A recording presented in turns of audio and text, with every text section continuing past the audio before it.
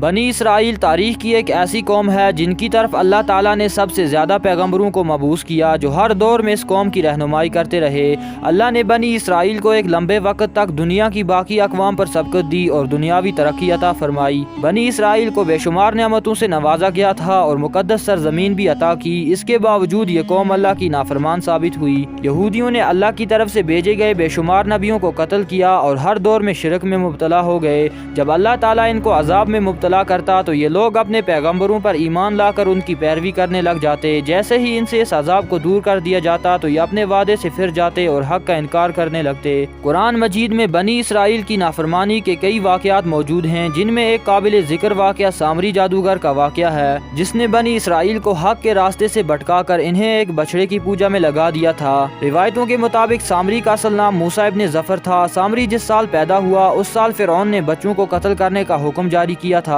جب سامری کی ماں کو یہ خطرہ محسوس ہوا کہ فرعون کے سپاہی اس بچے کو قتل کر دیں گے تو اس نے اپنے بچے کو دور جنگل کے غار میں رکھ دیا اور اوپر سے پتھر کے ذریعے غار کو بند کر دیا۔ ادھر اللہ تعالیٰ نے اپنے فرشتے جبرائیل علیہ السلام کو اس بچے کی حفاظت اور غذا دینے پر مامور کر دیا، لہٰذا جبرائیل علیہ السلام اس غار میں آتے اور اپنی انگلی اس بچے کو چٹا دیتے، جس سے دودھ اور شہد جاری ہو جاتا۔ اس طرح حضرت جبرائیل علیہ السلام نے اس کو اپنی انگلی سے دودھ پلا کر پالا اور اسی غار میں وہ پل کر بڑا ہو گیا۔ اس کا نام بھی موسیٰ تھا اور دوسری طرف موسیٰ علیہ السلام کا نام بھی موسیٰ تھا۔ ایک طرف موسیٰ سامری کو حضرت جبرائیل علیہ السلام نے پالا تھا اور دوسری طرف موسیٰ علیہ السلام کی پرورش فرعون کے گھر میں ہوئی تھی، مگر فرعون کے گھر میں پرورش پانے والا موسیٰ علیہ السلام اللہ کے رسول ہوئے اور جبرائیل علیہ السلام کا پالا ہوا موسیٰ سامری کافر بن گیا۔ دراصل جب اللہ رب العزت نے بنی اسرائیل کو فرعون کی غلامی سے نجات دی اور فرعون کو اس کے لشکر سمیت دریائے نیل میں غرق کر دیا تو یہ قوم حضرت موسیٰ علیہ السلام کے ساتھ وادی سینا میں ہجرت کر گئی۔ وہاں اللہ تعالیٰ نے موسیٰ علیہ السلام سے وعدہ فرمایا کہ انہیں مقدس کتاب توریت عطا کی جائے گی جو بنی اسرائیل اور بعد کے آنے والے لوگوں کے لیے ہدایت ہوگی۔ تو حضرت موسیٰ علیہ السلام کو حکم ملا کہ وہ 30 راتوں کے لیے کوہ طور پر قیام کریں، اس کے بعد انہیں توریت دی جائے گی۔ لہٰذا حضرت موسیٰ علیہ السلام نے اپنے بھائی ہارون علیہ السلام کو اپنا خلیفہ مقرر کیا اور بنی اسرائیل کو اپنے بھائی کے حوالے کیا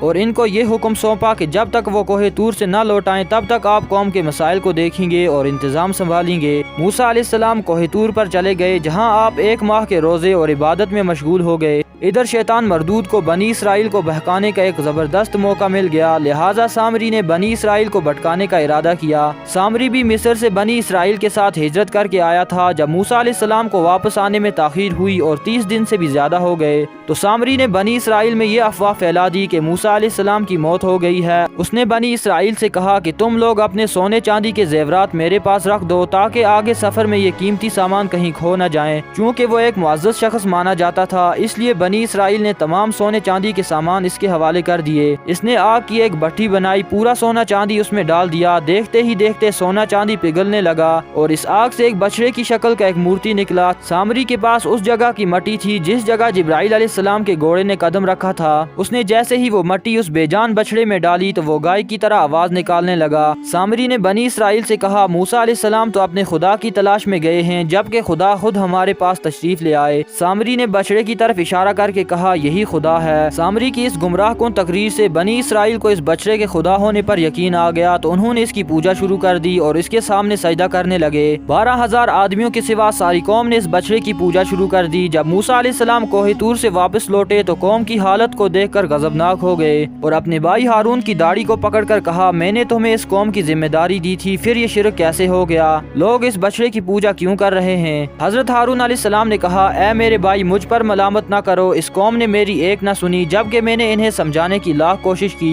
لیکن انہوں نے مجھے جان سے مارنے کی دھمکی دی کیونکہ میں ان لوگوں میں شامل نہیں ہوں۔ موسیٰ علیہ السلام کا جلال جب کچھ کم ہوا تو آپ نے اللہ سے اپنے بھائی کی بخشش کی دعا کی۔ بنی اسرائیل نے جب موسیٰ علیہ السلام کو دیکھا تو وہ بہت شرمندہ ہوئے اور اپنے اس شرکی عمل پر ملامت کرنے لگے۔ موسیٰ علیہ السلام نے سامری سے پوچھا کہ تو نے اس قوم کو باطل معبود کے پیچھے کیوں لگا دیا؟ تو سامری نے کہا میرے نفس نے مجھے اس کام کے لیے مجبور کیا تھا اور یہ میرا دھوکہ تھا۔ موسیٰ علیہ السلام نے اس بچڑے کو جلا کر راکھ کر دیا اور اس کے ٹکڑے ٹکڑے کر کے سمندر میں بہا دیے اور اللہ کے حکم سے موسیٰ علیہ السلام نے سامری کو بنی اسرائیل سے نکال دیا اور کسی کو بھی یہ حق نہیں دیا کہ اس کے ساتھ رابطہ رکھے۔ بعض مفسرین نے لکھا ہے کہ سامری کا جرم ثابت ہونے کے بعد موسیٰ علیہ السلام نے بد دعا کی اور اللہ نے اسے ایک ایسی بیماری میں مبتلا کر دیا کہ جب تک وہ زندہ رہا اس کے قریب کوئی نہ جاتا اور اس طرح وہ ذلت کی موت مر گیا۔